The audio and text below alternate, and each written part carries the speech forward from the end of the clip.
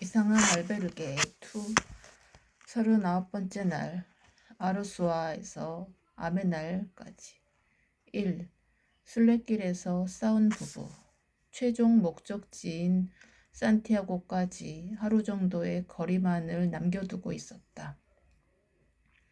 하지만 길을 걷는 나의 발걸음은 묘하게 무거웠다. 이게 마지막인가? 생장으로 돌아가 다시 출발하면 또 질문할 수 있을까? 마지막 질문 알베르게가 있는 아멘날로 가면서 아쉬움이 밀려왔다. 이번 여정의 첫날, 마법 같은 이끌림으로 가게 되었던 첫 질문 알베르게를 시작으로 지금까지 11개의 질문 알베르게를 거쳐왔다. 각각의 질문 알베르게에서 받은 답변으로 인해 그동안 나는 엄청난 생각의 변화를 경험했다. 그리고 분노와 안타까움, 설렘, 아쉬움, 미안함, 놀라움, 기쁨 등 답변지를 받는 동안 다양한 감정의 변화를 느꼈다. 그러면서 나에 대해 생각해보는 시간도 가질 수 있었다. 뿐만이 아니라 다른 사람들을 인터뷰하면서 느낀 것도 많았다. 이렇듯 답변들 하나하나가 나에게 큰 파장을 일으키기도 했지만 나는 각각의 답변지를 받고 난 후 만나게 되는 사람들이 내가 이해의 폭을 더 넓힐 수 있는 방향으로 연결되는 것 같아서 무척 신기했다. 처음에 김 부장으로부터 산티아고 순례길을 취재하라는 제안을 받았을 때는 썩 달갑지 않았지만 한편으로는 어딘가로 훌쩍 다녀오고 싶었기에 반갑기도 했다. 그러나 이제는 정말 이 여정이 내 인생에 기적처럼 찾아온 하느님의 선물이라는 생각이 들었다. 내 입가에 옅은 미소가 번졌다. 잠시 후 숲이 끝나고 작은 시골길이 나오는가 싶더니 다시 숲길이 시작되었다. 아르수아에서 아메날로 가는 길은 지금까지 걸어온 길과는 또 다른 재미가 있었다. 게다가 순례자들이 이 길을 걸을 때 자주 비가 왔다고 했는데 오늘은 날씨가 맑은 걸 보니 내가 운이 좀 좋은 것 같았다. 숲길을 걷던 중 나무 사이사이로 띄엄띄엄 벤치가 보였다. 몇몇 순례자들이 그곳에 앉아서 간식을 먹으며 쉬고 있었다. 나도 비어있는 벤치로 가서 가방을 내려놓고 빵과 요거트를 꺼내 먹으며 체력을 보충하고 있는데 붉은 머리에 얼굴이 하얀 중년 여성이 다가왔다. 동양인이었다. 선크림을 많이 바른 건가? 순간 그녀와 눈이 마주쳤다. 그녀를 살피던 나는 민망함에 급하게 인사를 건넸다. 올라. 중년 여성이 내 옆에 가방을 내려놓으며 인사했다. 아, 안녕하세요. 놀랍게도 한국어였다. 한국인이셨네요. 그녀가 웃으며 내게 반문했다. 혼자서 오셨어요? 네, 한국에서 촬영차 왔습니다. JBS의 PD예요. 어머나, JBS 방송국 PD님을 순례길에서 만나네요. 반가워요. 아닙니다. 저야말로 오랜만에 한국 사람을 만나니 반갑네요. 혼자 오셨어요? 그녀는 쑥스러운 듯 웃으며 말했다. 아니요, 저는 남편이랑 같이 왔는데 오는 도중에 다퉜어요. 하하하. 다투셨다고요? 순례길에서는 다투기도 하고 정말 별의별 일들이 다 있는 것 같았다. 남편분은 어디 계신데요? 모르겠어요. 알아서 어딘가에서 오고 있겠죠. 그녀는 퉁명스럽게 대답했다. 표정을 보니 정말 심하게 싸운 것 같았다. 잠시 어색한 시간이 흐르고 나는 다시 말을 이었다. 이제 산티아고까지 얼마 안 남았네요. 어디서 출발하셨어요? 승장에서 출발했어요. 남편이랑 이렇게 오랫동안 함께 시간을 보낸 건 결혼하고 처음이에요. 아니, 연애 시절에도 이런 적은 한 번도 없었어요. 무려 한 달이 넘도록 매일 같이 있었으니까요. 새로운 경험이셨겠어요? 네, 새롭다기보다는 놀라웠어요. 지금까지 남편에게서 보지 못했던 모습들을 많이 보게 되었어요.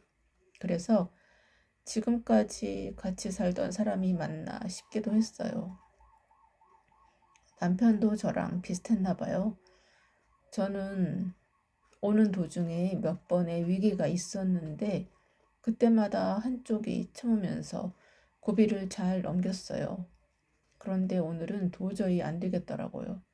결국 그동안 서로가 참고 쌓아둔 게 폭발해버려서 지금은 보시다시피 이렇게 혼자서 걷고 있어요. 말하는 중간중간 뒤를 돌아보는 그녀의 말투는 처음과 다르게 많이 누그러져 있었다.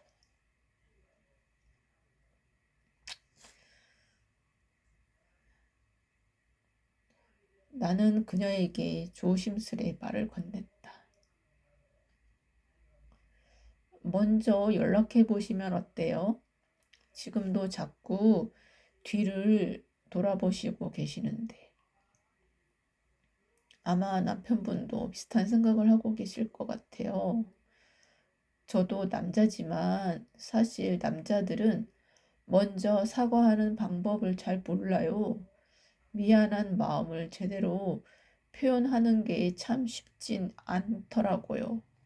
그럴 때 여자들이 먼저 연락해주면 못 이기는 척 풀리기도 하거든요. 그러니 먼저 연락해 보세요. 그러면 남편분이 더 잘해줄 거예요. 어휴, 제가 너무 말이 많았네요. 죄송합니다. 그녀는 고개를 잠시 돌리더니 가방에서 물병을 꺼내 물을 마셨다.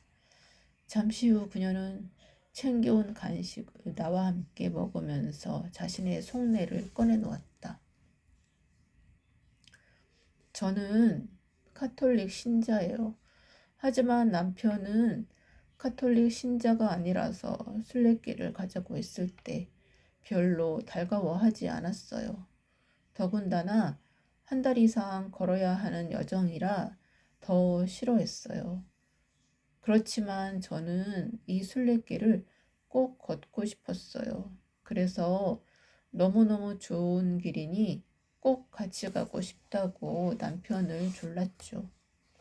그러자 남편은 마지못해 가겠다고 하더라고요. 남편도 처음에는 복잡한 도시를 떠나 자연 속을 조용히 걸으니 좋아했어요. 오랜만에 둘만의 시간을 보내게 되니 연애 시절로 돌아간 것 같다고 무척 좋아했답니다.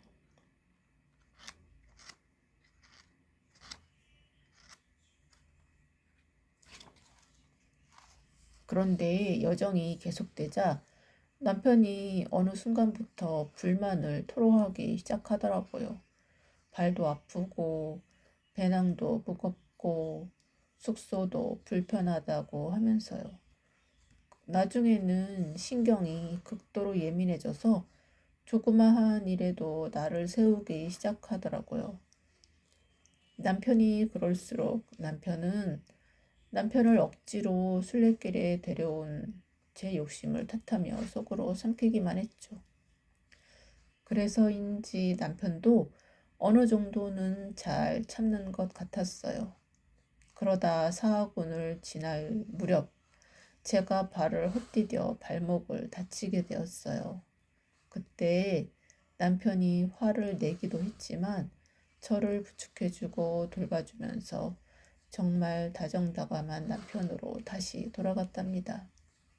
하지만 제가 계속 아프다고 하니까 남편이 제대로 폭발해 버린 거예요.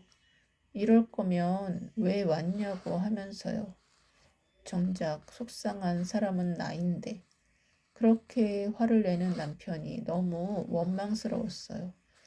그때부터 남편과 제 사이가 급격히 싸늘해지기 시작했어요.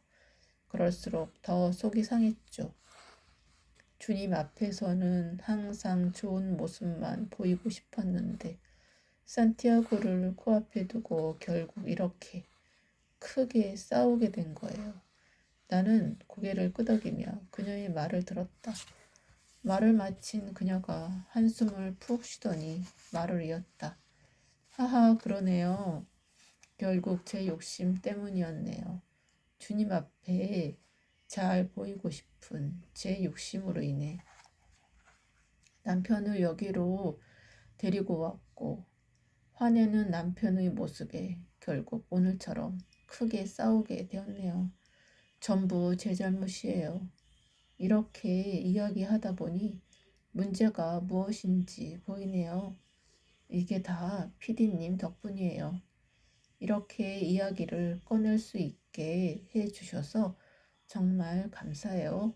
남편에게 연락해 봐야겠어요. 부인 까미노. 언제 한숨을 쉬었는지 모르게. 그녀는 밝은 표정으로 빠르게 가방을 챙기더니 스마트폰을 들고 왔던 길을 되돌아가기 시작했다. 그녀의 뒷모습을 보는데 절로 미소가 지어졌다. 뭐지? 내가 도움이 된 건가? 특별히 한 게 없는데 그래도 밝은 모습으로 가는 걸 보니 좋아 보이네. 나는 왠지 모를 흐뭇함을 느끼며 벤치에서 일어났다. 유칼립투스로 만들어진 아치 사이를 걷다 보니 며칠 전 받았던 즐거움에 대한 답변지가 떠올랐다. 상대를 도와주면 즐거움이 온다고 했는데 이런 것이 즐거움일까? 하지만 다시 생각해 보아도 내가 그녀에게 해준 건 하나도 없었다. 오히려 그녀에게 간식을 얻어먹은 것은 나였다. 나는 그저 같이 먹으면서 몇 마디를 나누고 그녀의 이야기를 들어주었을 뿐이었다. 그런데도 말로 설명할 수 없는 묘한 느낌이 올라왔다.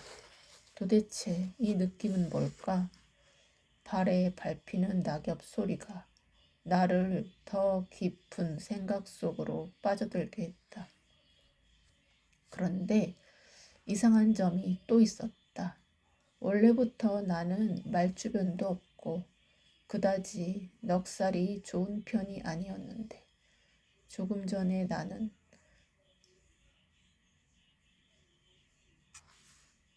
그녀의 말도 잘 들어주고 그녀를 다독여주기도 했다. 나도 몰랐던 내 모습이었다. 나도 이제 나이가 들려나? 피식하고 웃음이 났다. 그러고 보니 순례길에서 다양한 부부를 만났다. 대체로는 다들 사이가 좋아서 보기에 좋기도 했지만 너무 이상적인 모습이라 한편으로는 조금 신기하기도 했다. 그러나 오늘 만난 부부는 정말 현실적인 부부 같았다. 앞에서 만났던 다른 부부들도 여기까지 오면서 오늘 만난 이 부부처럼 다투었을까? 사실 결혼하든 연애하든 누군가와 100% 시간을 공유한다는 게 쉽지만은 않을 것이다. 설령 싸우더라도 오다 가다 만난 인연이 아니기에 뿌리치고 혼자 가는 것도 쉽지 않을 것이다. 물론 그녀는 남편을 뿌리치고 오기도 했지만 생각이 꼬리에 꼬리를 물고 계속 떠올랐다. 부부, 나도 언젠가는 누군가를 만나겠지? 과연 어린 시절 꿈꾸었던 내 인생에서는 지금쯤 아이들도 하나둘 있고 단란한 가정을 꾸리고 있었다. 그런데 나는 최근 몇 년간 결혼에 대해 생각해 본 적도 그럴 여유조차도 없었다. 나이가 벌써 40을 목전에 두고 있는데도 말이다. 그렇게 결혼에 대해 무덤덤했던 나였는데 오늘 순례길에서 중년 부부를 만나면서 부부가 싸우지 않고 화목하게 살려면 어떻게 해야 좋은지 궁금해졌다. 마지막은 부부의 화목에 관해 질문해 볼까? 나는 마지막 질문 알베르게에서 어떤 질문을 할지 떠올려 보았다. 질문 알베르게를 생각하자 아직까지 풀리지 않는 의문이 다시금 고개를 들었다. 정말 답변해 주는 사람은 누구일까? 2. 아메나르의 알베르게. 질문 알베르게에서 받은 답변을 페이스북에 꼬박꼬박 업데이트했더니 사람들의 반응이 연일 뜨거워지고 있었다. 댓글 중에는 답변을 누가 주는 것인가에 대한 의문이 제일 많았다. 하지만 에드리안과 그걸 알아보려다 크게 혼이 나고는 물어볼 생각조차 하지 못했다. 그래도 마지막 질문 알베르게니까 이것을 물어볼까? 정말 궁금한데 불현듯 한 생각이 떠올랐다. 아, 맞아. 내가 왜 그 생각을 못했지? 질문 알베르게에 촬영 협조를 요청하면 답변 주는 사람을 어쩌면 만날 수 있을지도 모르는데 왜 나는 그 생각을 한 달이 넘은 지금에서야 떠올린 것일까? 정말 바보 아닌가? 현장 섭외는 기본인데 잊어버리고 있었다니. 나는 PD가 아니라 정말 순례자가 된 것 같았다. 하지만 마지막 알베르게까지는 불과 1시간 정도의 거리만을 남겨두고 있었다. 지금에 와서 촬영 협조 공문을 보내고 허락받기에는 너무 늦었다. 아니, 김 부장도 그렇지. 페이스북을 보고 내용이 좋다고 댓글까지 남겼으면서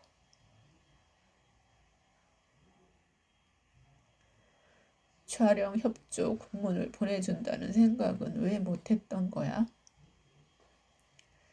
그 정도는 먼저 생각해서 내게 알려주어야 하는 거 아닌가?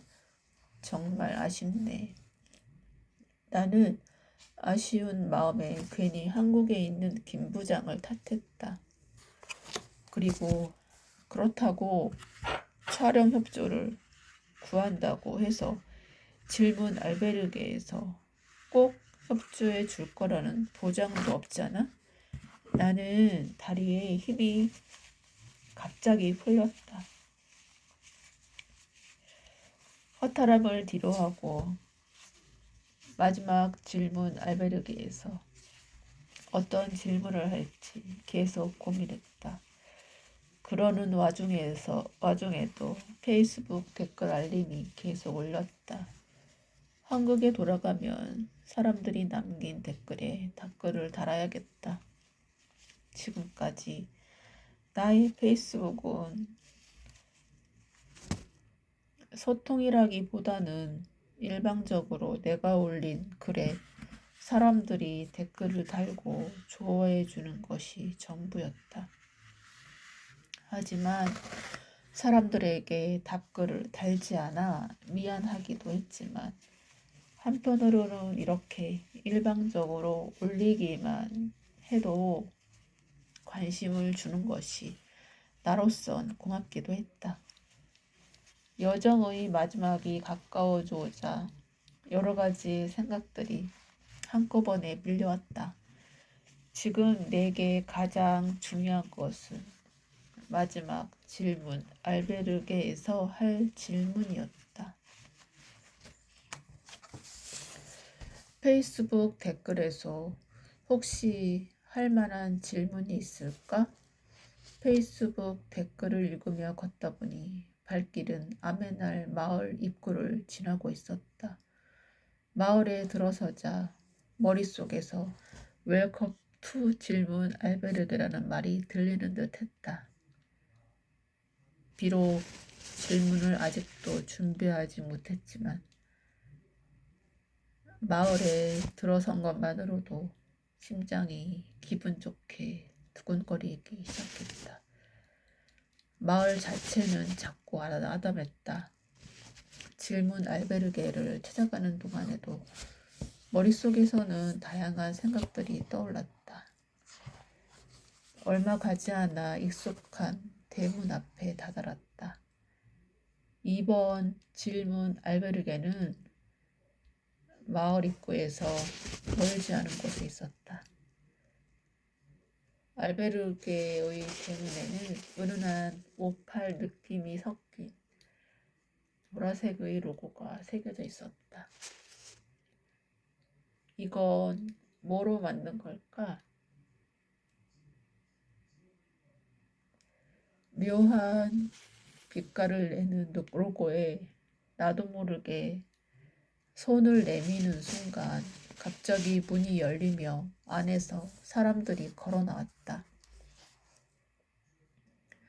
문에 부딪힐 뻔한 나는 재빨리 뒷걸음질을 쳤다.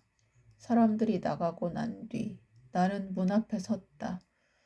손잡이를 잡은 손바닥에서 살짝 땀이 배어나왔다. 약간 긴장이 되었다. 휴, 여기가 마지막 질문 알베르게네. 나는 크게 심호흡 내뱉고는 문을 열었다. 안으로 들어가자 긴 복도가 펼쳐졌고 그 위에는 오팔 빛깔의 샹들리에가 나를 맞이했다. 복도 끝에 다다르자 원형 로비가 나타났고 그 끝에 데스크가 보였다. 정갈한 복장을 한 남녀가 그곳에 서 있었다. 나는 데스크로 향하며 주변을 둘러보니 먼저 온 순례자들이 휴식을 취하고 있었다. 오른쪽 끝에는 또 다른 공간이 있었는데 질문 알베르게마다 보였던 커다란 원형 테이블이 눈에 띄었다. 여기는 정말 리조트 같네. 데스크의 직원들도 유니폼을 입고 있고 데스크 앞에는 생각보다 사람들이 많아서 나는 걱정이 되었다. 설마 방이 없는 건 아니겠지? 그러나 걱정은 이내 알 수 없는 자신감으로 바뀌었다. 뭐 방이 없으면 내일 또 오면 되지. 이게 마지막인데 절대 그냥 갈 수는 없지. 바로 모레 귀국해야 하는 것도 아니고 말이야. 요즘 새로 발견한 나의 재능은 짧은 시간에 참 많은 생각을 한꺼번에 한다는 것이었다. 내가 이런 사람이었나 싶었다. 앞에 서 있던 사람들이 사라지자 데스크의 직원이 내게 말을 건넸다. 체크인 하실 건가요? 네, 여기 혹시 1인실이 있나요? 네, 있습니다. 혼자만의 시간을 가질 수 있게 되어 다행이었다. 나는 여권과 순례자 여권을 함께 내밀며 체크인했다. 직원이 순례자 여권에 세율을 찍었다. 순례자 여권에는 보라색의 질문 알베르게 로고가 찍혔다. 나는 데스크 옆에 놓인 상자에서 질문 카드 한 장을 꺼내 방으로 올라가 짐을 내려놓는데 조금 전 데스크 직원에게 받은 순례자 여권이 다시 눈에 들어왔다. 순례자 여권을 펼치니 각각 색깔이 다른 12개의 특별한 로고 도장이 찍혀 있었다. 그동안 질문 알베르게에서 받았던 새우였다. 이게 내가 걸어온 길이네. 이게 내가 걸어온 길이었네. 나는 순례자 여권을 바라보다가 짐들을 풀기 시작했다. 왠지 오늘은 가방을 정리하고 싶었다. 방 한쪽에 장비를 충전시켜 놓고 가방 안에 든 물품들을 모두 꺼냈다. 짐이 많이 줄어서 정리할 것이 많지는 않았다. 침대에 걸터 앉아 방을 둘러보는데 방 한쪽에 충전되고 있는 드론이 보였다. 내일은 드론을 하늘로 날려봐야겠다고 생각했다. 눈을 감고 잠시 인터넷에서 보았던 풍경을 떠올렸다. 넓은 평원 너머로 웅장하게 서 있는 산티아고 데 콤포스텔라 성당이 눈앞에 펼쳐졌다. 그 모습을 드론으로 담아서 인트로에 쓰면 좋을 것 같았다. 그래, 내일은 마지막이니까 드론으로 멋지게 그 풍경을 담아보자. 내일이면 산티아고에 도착한다고 가정하자. 생각하자. 오늘 밤은 옥상에서 아메나르의 밤하늘을 바라보며 하루를 마감하고 싶었다. 그래서 나는 옥상으로 올라가 보았다. 그곳에는 작은 테이블이 마련되어 있었다. 자리에 앉으니 고즈넉한 마을 풍경이 한눈에 들어왔다. 넓은 들판 사이로 붉은 지붕의 낮은 집들이 드문드문 있었다. 고개를 들어 구름 한 점 없는 맑은 하늘을 보니 오늘 밤은 별이 잘 보일 것 같았다. 일몰 시각까지는 시간이 남아 있었기에 나는 방으로 돌아와 알람을 맞추고 잠시 침대에 누웠다. 오늘도 질문도 오늘이 마지막이네. 무슨 질문을 하면 좋을까? 스르르 눈꺼풀이 내려왔다. 띠링띠링. 시간이 얼마 지나지 않은 것 같은데 벌써 일몰 시각이 되었다. 나는 침대에서 일어나 커피 보온병, 질문 카드와 촬영 장비를 챙겨 옥상으로 올라갔다. 습관처럼 카메라에 타임 랩스를 설치해 놓고 벤치에 앉아 하염없이 서쪽 하늘을 바라보았다. 어디선가 기분 좋은 바람이 불어왔다. 나는 눈을 감고 심호흡을 크게 하며 바람을 느껴보았다. 마지막으로 무엇을 질문해야 할까? 이 질문 알베르게가 마지막이라고 생각하니 다시금 아쉬움이 밀려왔다. 나는 딱 한 번 남은 기회가 너무도 소중하게 느껴져서 마지막 질문에 더욱 신중했다. 붉게 물들어가는 석양이로 질문 카드를 들어보았다. 나에게 주어진 이 한 장의 질문 카드. 질문 카드는 내게 지금까지 생각지도 못한 답을 만나게 해주었다. 나에게 주어진 이 마지막 기회를 어떻게 써야 할까? 무엇을 질문해야 후회하지 않을까? 나는 왠지 이 마지막 기회를 잘못 쓰면 두고두고 후회할 것 같았다. 그래서 무엇을 적어야 할지 더욱 고민이 되었다. 내가 이런 고민을 하는 사이 어느새 태양이 지평선 너머로 완전히 모습을 감추고 붉은 노을이 마지막 강렬한 빛을 내기 시작했다. 붉게 타오르는 노을 위로 생각이 펼쳐졌다. 질문 알베르게를 지나오면서 나는 잃어버렸던 것들을 발견했고 내가 미처 몰랐던 사실들을 알게 되었으며 어느새 희망이 있음을 믿게 되었다. 누구든 이 순례길이 오랜 세월을 간직한 박물관이라고 표현했다. 누구는 이 순례길이 오랜 세월을 간직한 박물관이라고 표현했다.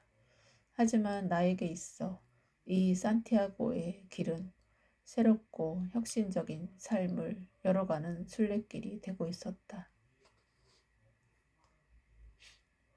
왜냐하면 지금까지 생각지도 못했던 것을 생각해보고 질문해보고 몰랐던 것에 대해 알아가며 인생의 답을 얻고 있었기 때문이었다. 나에게 있어 순례길은 오랜 역사를 걷는 길이 아닌 매일매일 새로운 역사가 만들어지는 길이 되었다. 순례길 취재에 오르기 전에 나와 지금의 나는 분명 다른 사람이 된 것 같았다. 여러 가지 생각들이 떠오르며 스스로에게 질문을 던졌다. 지금의 나는 어떤 사람일까? 그리고 앞으로 나는 어떤 사람이 되어야 할까? 3. 천체 물리학자 마틴. 생각에 빠져있는 동안 날이 어두워지고 밤 하늘에 별이 하나둘 반짝이기 시작하더니 금세 별빛으로 가득했다. 서울에서는 상상도 할 수 없었던 밤 풍경이었다. 야간 촬영에 맞게 카메라를 세팅하고 있는데 옆에서 인기척이 느껴졌다. 돌아보니 언제 옥상으로 올라왔는지 나이가 지긋해 보이는 남자가 망원경을 세우고 있었다. 순례길에서 망원경이라니. 남자는 익숙하게 망원경을 세우더니 망원경 렌즈를 통해 하늘을 올려다보았다. 나는 호기심이 생겨 그에게 말을 걸어보았다. 안녕하세요. 오늘 하늘은 어떤가요? 아, 반가워요.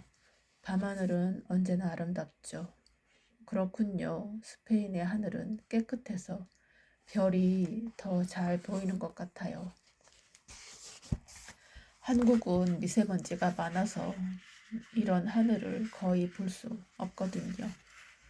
무엇을 바라보고 있나요? 저도 한번 볼 수 있을까요? 그렇군요. 한국에서 왔나 봐요. 한번 보세요. 그는 내 망원경을 볼 수 있도록 살짝 옆으로 자리를 비켜주었다. 그는 내 자세가 어설펐는지 사용법을 알려주었다. 나는 남자의 도움을 받아 하늘을 바라보았다. 익숙한 별자리가 눈에 들어왔다. 와, 오리온 자리가 멋진데요. 아름답죠? 그 아래쪽으로 보면 오리온 대성운도 보일 거예요.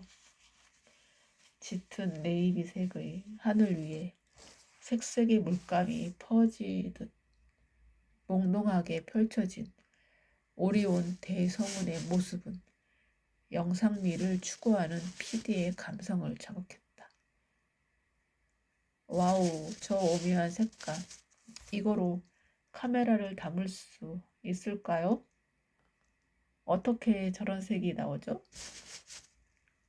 갑자기 흥분한 나를 보고 남자가 친절하게 설명해 주었다.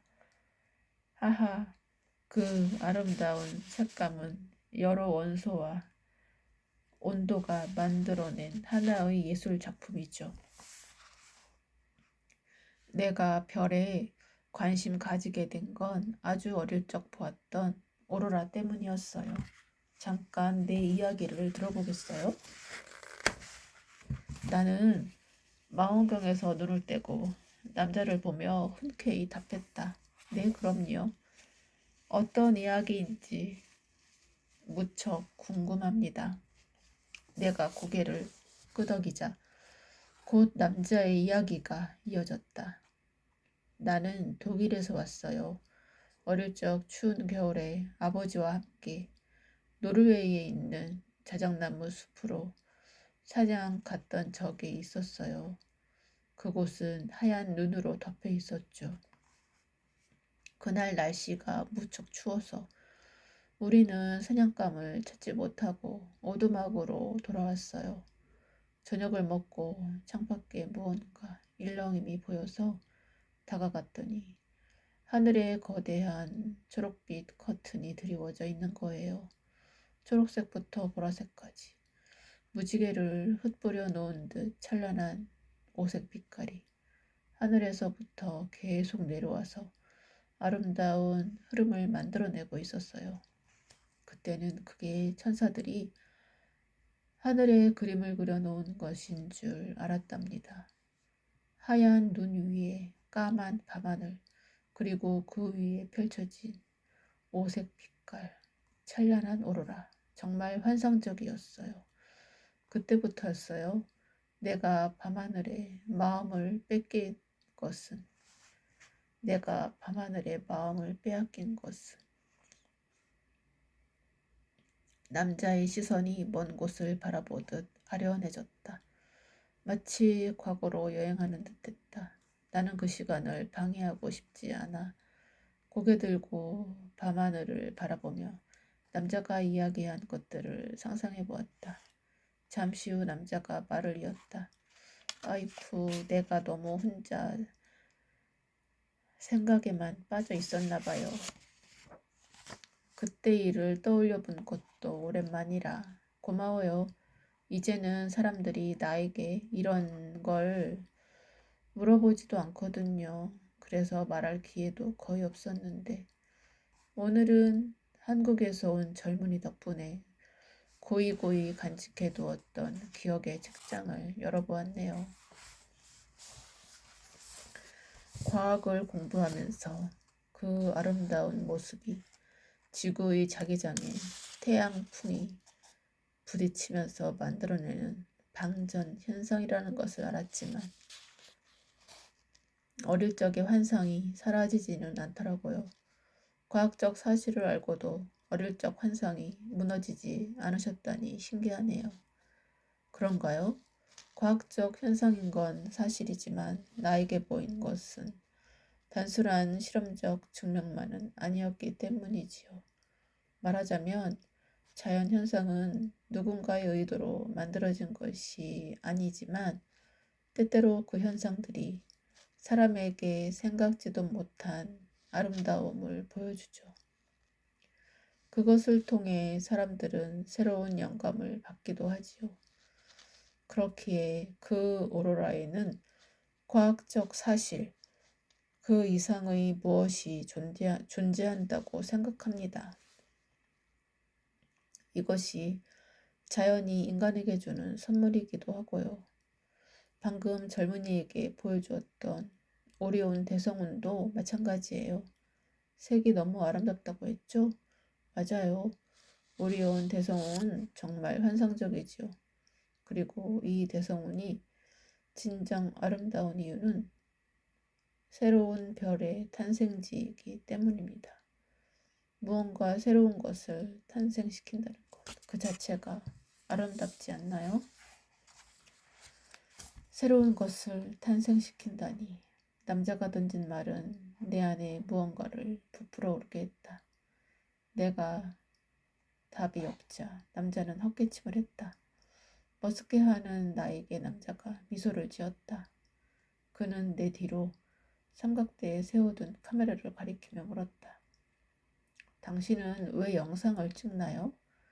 저는 여기 취재차 왔고 방송 구성에 필요한 내용들을 촬영하고 있어요. 그리고 방송을 통해 시청자들에게 새로운 무언가를 보여주기 위함이기도 하고요. 애초 기획 의도가 거기에 초점이 맞춰져 있으니까요. 비록 일하면서 만난 환경이지만 제가 만난 아름답고 다양한 모습들을 시청자들과 공유하고 싶어요. 그 영상을 통해서 제가 느꼈던 이 느낌을 사람들에게 온전히 전해주고 싶어요. 사람들이 이 영상을 보면서 잠시라도 여유와 정리의 시간을 가졌으면 좋겠어요. 좋은 생각이네요. 젊은 사람이 그렇게까지 생각하다니. 새롭네요. 그런가요? 좋게 봐주셔서 감사합니다. 그러고 보니 아직 통성명도 안 했네. 안 했네요. 나는 마틴이라고 해요. 저는 수연입니다. 조금 전에 말씀드렸듯이 촬영차 순례길에 온 PD입니다. 순례길 밤하늘을 보며 이야기를 나누던 우리는 문득 서로의 이름을 모른다는 사실을 깨달았다. 아마도 마틴이 먼저 이름을 말하지 않았다면 그런 것을 신경 쓰지 못했을지도 몰랐다. 이야기가 길어지는 것 같아서 나는 가져온 보온병을 꺼내어 마틴과 커피를 나누어 마셨다. 다행히 뚜껑을 컵처럼 쓸 수 있어서 함께 마실 수 있었다. 마틴이 별 이야기를 계속했다. 별은 아름다운 존재죠. 별의 잔재 속에서 태어나 일생을 불태우고 후대의 토대를 만드는 별의 일생이 정말 숭고하지 않나요? 네, 정말 그런 것 같습니다. 그런데 자신을 다 태우고 사라지면 과연 그 별에는 무엇이 남을까요? 글쎄요. 새롭게 태어난 별들이 또 과거의 별이 남긴 잔재가 아닐까요? 인간은 대체로 자신의 이익만을 챙기기에 급급하죠. 다른 일을 위해 도와줄 수는 있겠지만 그 또한 자신의 안위가 어느 정도 보장된 뒤에야 알 수 있는 거죠. 이처럼 인간은 자신을 다 바쳐서 누군가를 위하지는 않아요. 그런 의미에서 자연은 정말 위대한 존재라고 생각해요.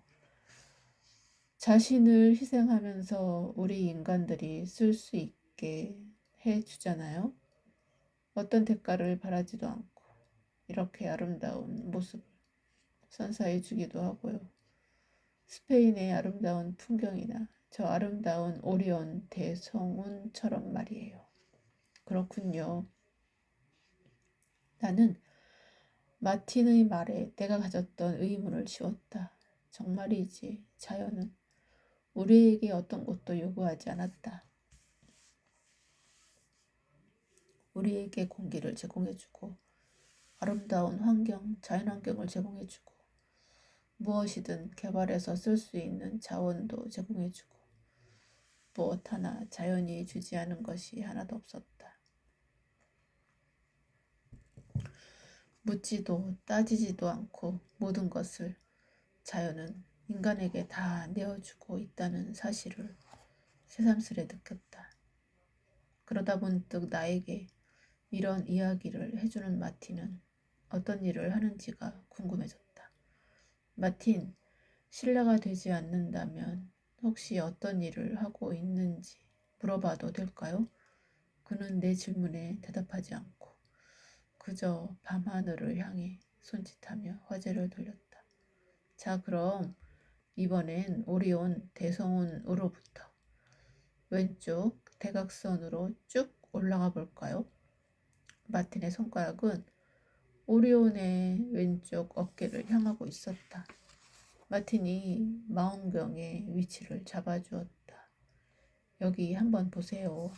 나는 마틴의 안내에 따라 망원경을 들여다보았다. 망원경 너머에서는 붉은 별이 빛나고 있었다. 혹시 이 붉은 별을 말하는 건가요? 네, 베텔게우스라는 별이죠. 보다시피 붉은색으로 빛나고 있어요. 지금 그 별은 죽음의 단계에 접어들었어요. 머지않아 과학자들은 베텔게우스가 죽음을 맞이할 거라고 보고 있습니다.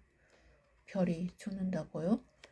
나는 마틴의 말을 곱씹어 보았다. 네, 내가 오리온 대성운이 별의 탄생지라고 했던 말을 기억해요? 별의 탄생이 있으면 당연히 죽음도 있겠죠?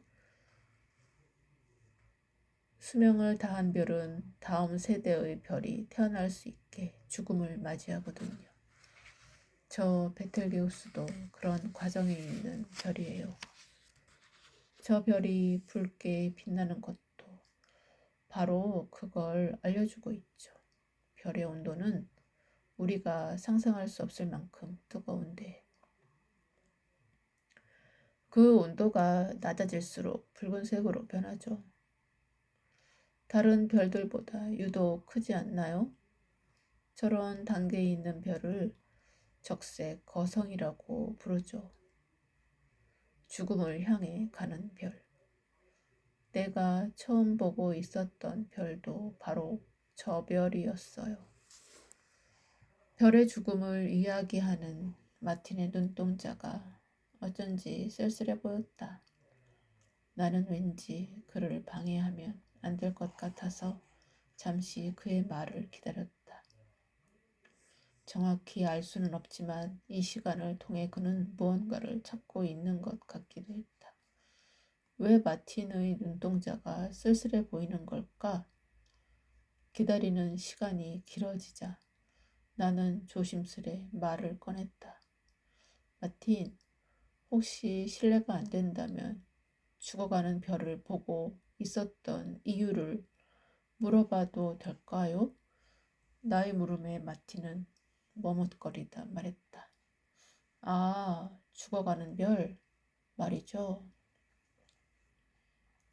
말을 하던 마틴의 말끝이 흐려졌다. 잠깐의 시간이 지난 후 마틴이 말을 이었다. 죽어가는 별이 누군가를 떠올리게 하기 때문이죠. 아니 어쩌면 누군가 때문에 저 별을 또다시 찾게 되었는지도 모르겠군요. 이어지는 마틴의 말에 나는 질문을 더 할 수가 없었다. 베텔게우스는 내게 상징적인 별이에요. 사랑하는 이들을 담은 아버지가 돌아가셨을 때, 어머니가 돌아가셨을 때, 그리고 지금이죠. 30년을 같은 곳만 바라보며 함께 해온 사람이었어요. 같이 별을 연구하고 우주에 대한 희망을 꿈꿨죠. 다른 사람들은 나이를 먹고도 별에 대한 꿈을 가진 나를 비웃기도 하고 별을 연구하는 천체 물리학자가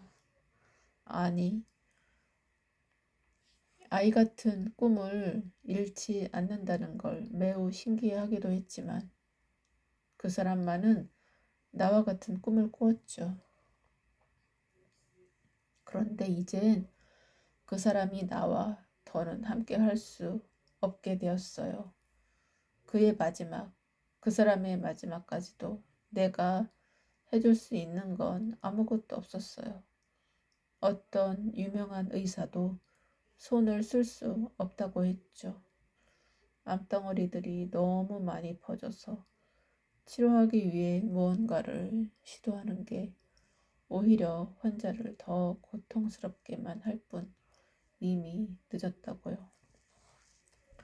그들도 이렇게 빠른 전이는 처음 본다고 했어요. 그래서 그 사람에게 그런 일이 일어났는지 모르겠지만 그 또한 자연의 순리로 받아들이려고 해요. 그 사람이 그랬듯 말이죠. 그리고 그 시간을 베텔게우스에 담기 위해 순례길에 올랐죠. 순례길을 걸어오는 동안 밤마다 그 별을 보며 그 사람과의 시간을 그 사람이 꿈꾸었던 것들을 담고 있어요. 비록 저 별이 죽어가는 별이지만 인간의 시간으로서는 아직 시간이 많이 남아있기도 하고 또 우주의 시간으로 보면 저 별은 얼마 가지 않아 새로운 별들을 탄생시키는 에너지원이 될 테니까요. 그렇게 그 사람의 꿈이 새로운 에너지로 탄생이 되기를 바라는 간절함을 담고 있답니다. 마틴의 목소리가 조금씩 갈라지고 있었다. 내가 어떤 위로의 말을 건네야 할지 고민하고 있는데 마틴이 다시 말을 이어갔다. 그는 감정을 어느 정도 추스른 듯 목소리가 조금 차분해졌다. 별은 죽는 순간이 가장 아름답죠. 내부의 핵이 더는 수축하지 못할 만큼 수축하고 나면 그 에너지가 모여 한 번에 폭발하거든요. 그것이 바로 우리가 말하는 초신성이에요. 사실 갑자기 하늘에 밝게 보이는 별이라고 하여 초신성이라고 부르지만 그건 새로운 별이 아니라 기존에 있던 별이 죽는 순간이죠. 아이러니하지 않나요? 죽음의 순간이 가장 찬란한 아름다움을 가지고 있다는 것이. 그리고 그렇게 일어난 폭발의 잔해 속에서 새로운 별들이 탄생한다는 것이. 오리온의 왼쪽 어깨인 베틀게우스가 죽으면 오리온 자리도 없어지는 건가요?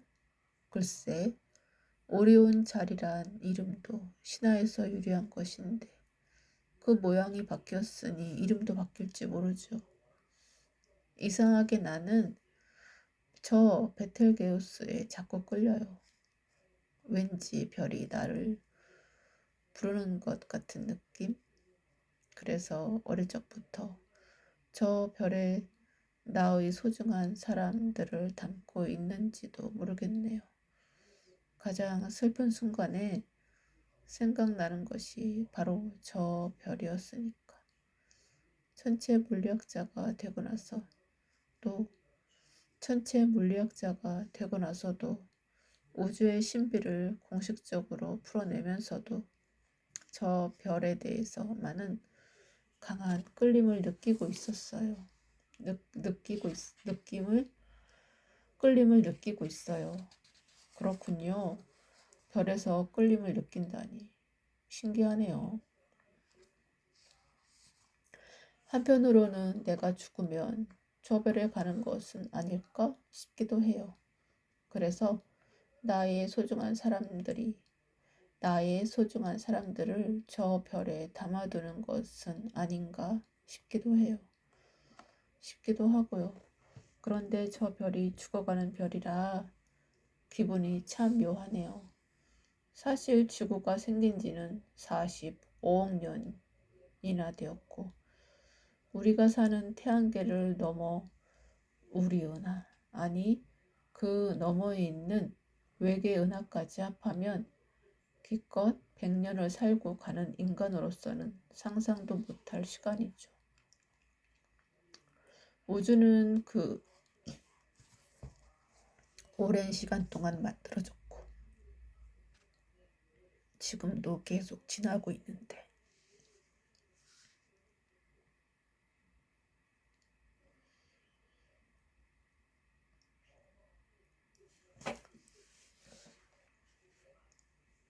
그거에 대한 흐름 속에서 100년이라는 짧은 시간을 사는 우리 인간은 시간으로 보아도 크기로 보아도 아주 작고 미미한 존재잖아요. 그의 말을 듣고 보니 그를 하늘을 연구하는 천체 물리학자로 인도한 하느님의 안배가 놀라웠다. 나는 순례길에 오르며 불안함으로 하느님의 시그널을 받았는데 마티는 오로라와 별로 시그널을 받았던 것인가? 자신이 가야 할 길을 어릴 때부터 강한 이끌림으로 시그널을 받아온 것일까?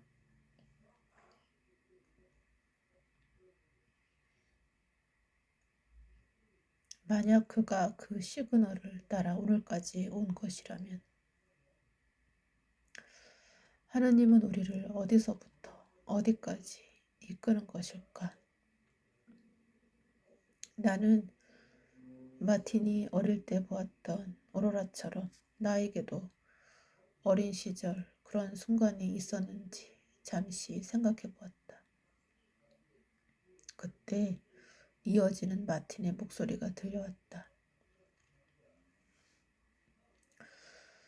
우리는 우주의 한쪽에 자리한 은하, 그 속에서도 태양계, 거기서도 지구라는 행성 속에 살고 있어요.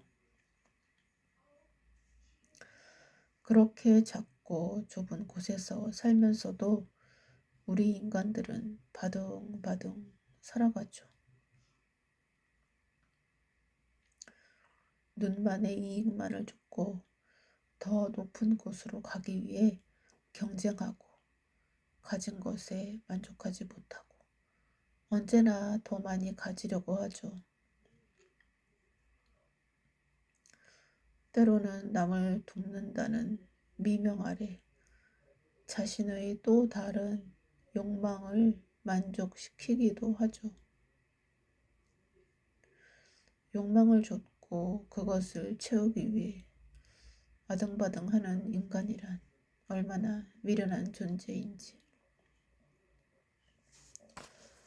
맞아요. 저도 세상이 모두 제 뜻대로 될 줄 알았던 때가 있었어요. 그런데 그게 얼마나 어리석은 생각이었는지 이번 순례길을 걸으면서 조금 깨닫게 되었어요. 마틴의 말을 들으니 잊고 있었던 과거들이 떠올라요. 그동안 까맣게 잊고 있었던 기억인데 미국에서 대학 시절 다양한 경험을 해보려고 여기저기 참 많이 찾아다녔어요. 그러다 한 선배가 알프스 등정팀에 촬영 스태프로 참가하는데 같이 가지 않겠냐고 해서 촬영 보조 스태프로 참여하게 되었죠. 몇 달 동안 정말 엄청나게 준비해서 참여했는데 지금 생각해보면 정말 용기가 가상했던 것 같아요. 산에 오르기 전 몽블랑을 바라보며 그 순백의 아름다움에 매료되었는데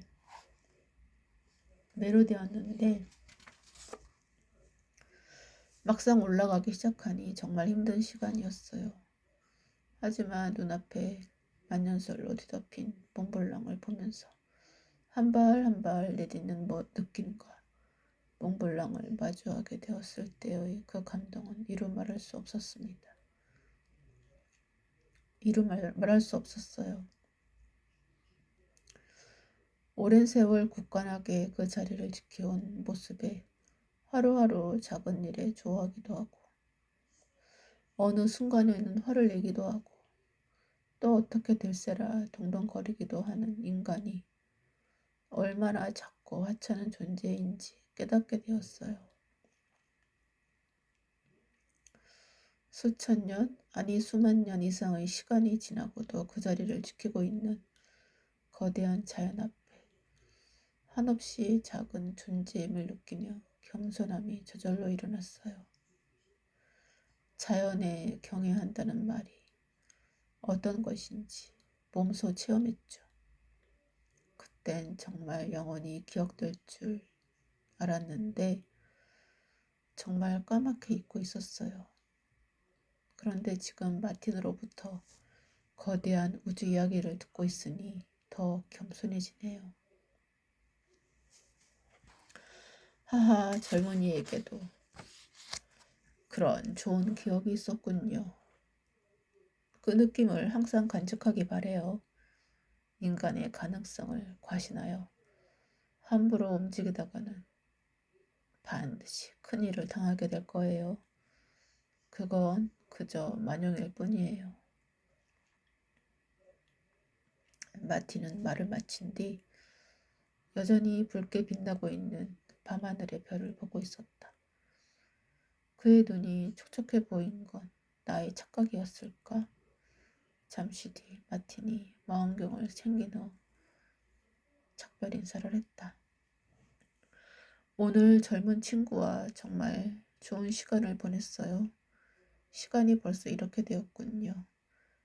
남은 길도 신의 은총이 가득하길.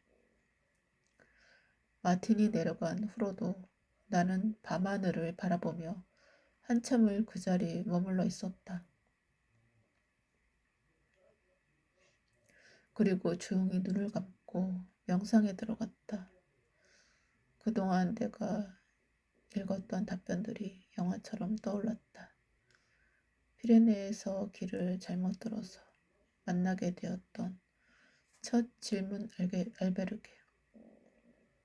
그곳에서 받았던 답변을 시작으로 나의 이번 취재길이 얼마나 특별해졌는지를 생각했다. 저스틴은 잘 지내고 있을까? 지금쯤 어디에서 무엇을 하고 있을까? 그의 정체성을 알고 나서는 정말 괘씸했지만 덕분에 처음으로 누구에게도 말하지 못했던 나의 가정사를 꺼내 질문할 수 있었다.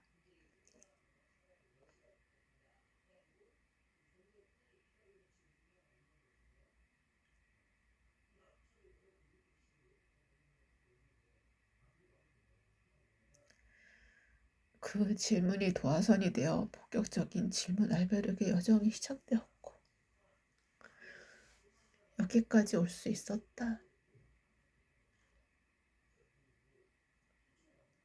저스틴에게 고맙다는 생각이 들었다. 그리고 세라의 열등감에 대한 질문과 답변지가 나에게 큰 전환점이 되었다.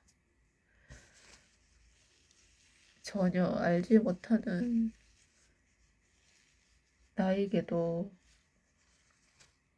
선뜻 자신의 열등감을 공개했던 그녀의 질문은 도리어 나에게 깊은 감명을 주었고 진정 용기 있는 사람의 모습이 무엇인가에 대해 생각해 보게 했다. 힘을 센 자가 악당들을 물리치는 것이 용기가 아니라 자신 안의 나약함과 약점을 두려워하지 않고 더 발전시키기 위해 노력하는 것이 진정한 용기임을 그녀 덕분에 알게 되었다. 자신의 열등감을 더는 두려워하지 않고 새로운 인생을 살아가게 될 그녀의 모습을 그려보며 나 역시도 그렇게 살아보리라 다짐했다. 세라, 당신은 정말 멋진 사람이에요. 찬란한 미소를 지으며 눈을 뜬 나는 하늘의 별들을 바라보았다. 에릭은 곧 저 별로 돌아가게 될까? 에릭이 그 답변지를 보았다면 지금쯤 다른 인생을 살고 있지 않을까? 나는 에릭에게 답변을 전해주지 못한 아쉬움을 뒤로하고 하늘의 별들을 바라보았다. 우리 인간은 시간으로 보아도 크기로 보아도 아주 작고 미미한 존재잖아요. 문득 마틴의 말이 떠올랐다.